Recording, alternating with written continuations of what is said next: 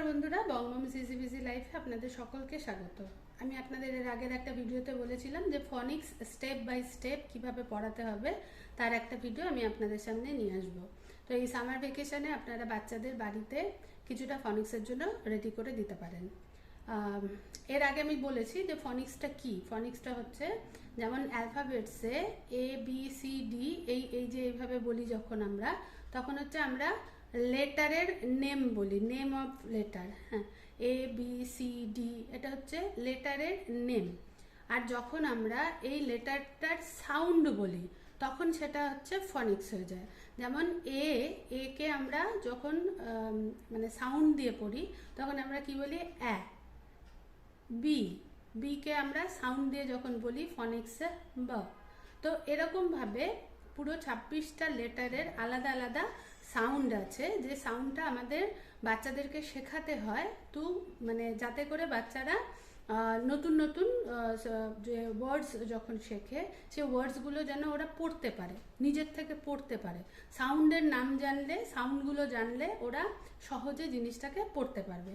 তো দেখা যাক যে আমরা ফনিক্সকে কিভাবে স্টেপ বাই স্টেপ পড়াবো।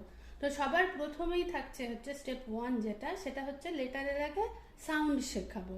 ঠিক আছে, আমি এর আগে একটা ভিডিও অলরেডি করেছিলাম আপনাদেরকে জানানোর জন্য, দেখানোর জন্য যে বাচ্চাকে কিভাবে পড়াবেন, ফনিক্সের সাউন্ড কিভাবে জানাবেন।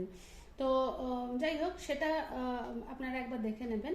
তো লেটারের সাউন্ডটা হচ্ছে সবার প্রথমে আমরা শেখাবো, এটা হচ্ছে স্টেপ 1। এটা আমরা কিভাবে করতে পারি, নানা রকম ফ্ল্যাশ কার্ডসের মাধ্যমে। কতগুলো তো পাওয়া যায় কার্ডস, আপনি কিনতেও পারেন চাইলে বাড়িতে। আপনারা যে কোনো পিচবোর্ড বা যেগুলো আমরা হোয়াইট পেপার বোর্ড যেগুলো থাকে সেগুলোকে কেটে কেটে ওর মধ্যে ABCD এরকম করে লিখতে পারি। লেখার পরে বাচ্চাকে সামনে জাস্ট একটা করে ফ্ল্যাশ কার্ড ওর সামনে তুলে ধরা আর জিজ্ঞাসা করা যে এটার সাউন্ড বলো। মানে বাচ্চা তখন A B C এভাবে রিকগনাইজ করবে না। রিকগনিশন তো আমরা আগেই শিখিয়ে দিয়েছি, যখন বাচ্চা যখন আমার 2 থেকে মানে মোটামুটি 2.5 বছর বয়স থাকে অ্যাকচুয়ালি, তখন থেকেই আমরা কিন্তু রিকগনিশন শিখিয়েছি, যে A B C D এরকমভাবে লেটার রিকগনিশন আমরা শিখিয়ে দিয়েছি, নেম অফ লেটার আমরা শিখিয়ে দিয়েছি। এইবার আমরা আসছি, ধরে নিন 3-3.5 বছর বয়স যখন হবে বাচ্চার, তখন থেকেই আমরা বাড়িতে ওদেরকে A অ্যাপল, B বল এরকম করে করে পড়াবো, সো দ্যাট ও সাউন্ডের সাথে পরিচিত হয়ে যায়। তো ফ্ল্যাশ কার্ডে দিয়ে ওটা একটা খেলার মাধ্যমে আমরা বাচ্চার সামনে ওটাকে প্রেজেন্ট করতে পারি। একটা এ দেখাচ্ছি, দেখিয়ে বাচ্চাকে বলছি বলো তো এটা কি। যদি মানে রিকগনিশনের জন্য বলি তাহলে ও এ বলবে, আর যদি আমি ফনিক্স দিয়ে শেখাচ্ছি তাহলে আহ বা অ্যাহ এরকম করে ও সাউন্ড করবে। তো ওই যদি আপনার ফ্ল্যাশ কার্ড কেনেন তো দেখবেন ওগুলোর মধ্যে আবার ছবিও থাকে। তো ওপরে এ লেখা থাকে, তার সাথে হয়তো একটা অ্যাপেলের ছবি থাকলো বা অ্যারোপ্লেনের ছবি থাকলো এরকম। তো তাহলে বাচ্চাকে তখন আমরা ওই সাউন্ডটা দিয়ে অ্যারোপ্লেন, অ্যাপেল, বা বল, বা ব্যাট এরকম করে করে আমরা জিজ্ঞাসা করে করে পড়াতে পারি। এটা গেল স্টেপ 1। তো প্রথমেই আমরা হচ্ছে লেটারের সাউন্ড শেখাচ্ছি। এবার যখন লেটারের সাউন্ড শিখে গেল বাচ্চা, তারপরে আসছে স্টেপ 2। স্টেপ 2তে মানে এটা ধরে নিন 4 বছর বয়স যখন বাচ্চার, 4 থেকে 5 বছর বয়স, LKG-তে পড়ছে, সেই সময়টা থেকে আমরা কি শেখাচ্ছি, vowels and their short sound. ভাওয়েলের দুটো সাউন্ড, শর্ট সাউন্ড আর লং সাউন্ড হয়। লং সাউন্ড আমরা অনেক পরে আসবো। সবার প্রথমে আমরা বাচ্চা যখন একদম ছোট, 4 থেকে 5 বছর বয়স, সেই সময়টাতে গিয়ে আমরা বাচ্চাকে vowels and their short sounds শেখাচ্ছি। তো সবার প্রথমে তো জানতে হবে ভাওয়েলস কোনগুলো আর কনসোনেন্টস কোনগুলো।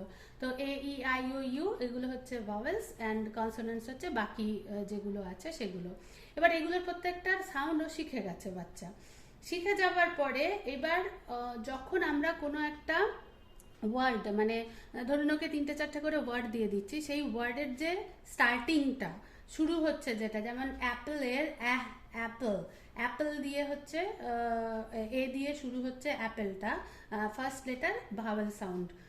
এখানেও তাই এগ, এগুলো শর্ট সাউন্ড, মানে যার যেরকম সাউন্ড আমরা পড়েছি। ফনিক্সে আমরা অ্যাপেল পড়েছি, ইর সাউন্ড আমরা এ পড়েছি তাই এটা এগ, আই এর সাউন্ড আমরা ই পড়েছি তাহলে এটা ইঙ্ক, অরেঞ্জ ও, ও এর সাউন্ড আমরা ও, অ, অরেঞ্জ।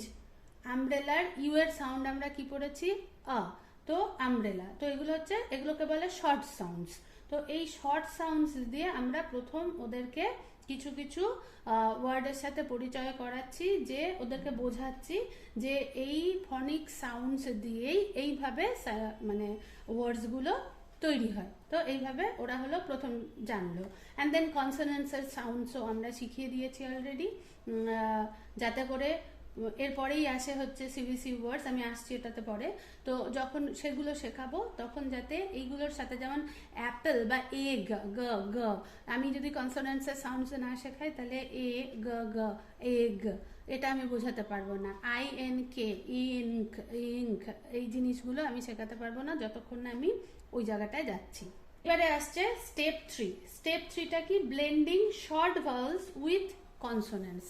শর্ট ভাওয়েলের সাথে কনসোনেন্টসের যে ব্লেন্ডিং, আমি এর আগেও ভিডিওতে আপনাদের দেখিয়েছি যে ছোট ছোট আগে আমাদেরকে, মানে আমি যখন একটা নতুন ওদেরকে ওয়ার্ড শেখাবো বাচ্চাকে, তো তার আগে তো আমাকে হলো শেখাতে হবে যে একদম একদম ছোট ছোট, প্রথমে দুই অক্ষর বা 2 লেটার, তারপরে 3 লেটার, তারপর 4 লেটার, এরকম করে। তো যখন আমরা 2 লেটারের শেখাচ্ছি তখনও কিন্তু আমাদের ফনিক্স সাউন্ড লাগছে। যেমন এখানে এ টি, অ্যাট যদি বলি তাহলে বাচ্চার কাছে তো ক্লিয়ার হবে না এ টিতে অ্যাট কি করে হয়, এর সাউন্ড যদি না জানে, তাই না? তো ফনিক্স এই কারণেই ইম্পর্টেন্ট। তো at, at, at, at, an, ইপ, ইপ, ইগ, ইগ, আব, আব, আট, আট, এট, এট, ই যেটা এ, এন, অ, অড, অড, অপ, অপ। তো আমরা যখন ওদেরকে এরকম শেখাবো তখন অবশ্যই কিন্তু আমরা সাউন্ড দিয়ে দিয়ে শেখাবো। আমরা কিন্তু IP, ইপ, IG, ইগ, এরকম করে শেখাবো না। আমরা পড়াবোই এইভাবে, ইপ, ইপ, অ্যাট, অ্যাট, অড, অড, অপ, অপ, এরকম ভাবে পড়াবো। তো ব্লেন্ডিং শর্ট ভাওয়েলস আর কনসোনেন্টস এরকম আরও আছে, অসংখ্য আছে, যেগুলো LKG-তে মোটামুটি লিস্ট দিয়ে দেওয়া হয়। স্কুলে বাচ্চা যদি পড়ে তাহলে স্কুল থেকেই দিয়ে দেওয়া হয়। এছাড়াও আপনারা ইন্টারনেট ঘাটলে এরকম অনেক কিছু পেয়ে যাবেন। আপনার বাচ্চা যদি একটু তাড়াতাড়ি শিখতে পারছে তাহলে ওদেরকে বাড়িতে যত পড়াবেন, যত বারবার করে প্র্যাকটিস করাবেন, যত খেলতে খেলতে জিজ্ঞেস করবেন, তাহলে দেখবেন খুব তাড়াতাড়ি স্টোরি বুকসও পড়তে শিখে যাচ্ছে আর কি।